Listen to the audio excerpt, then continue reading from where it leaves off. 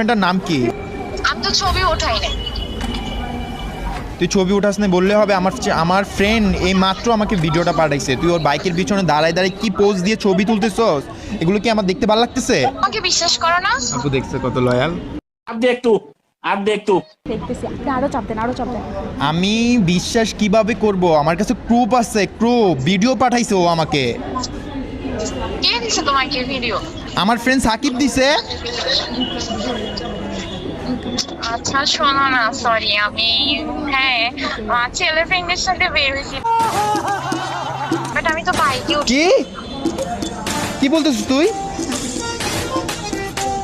Hello, রেগে যাচ্ছ কেন?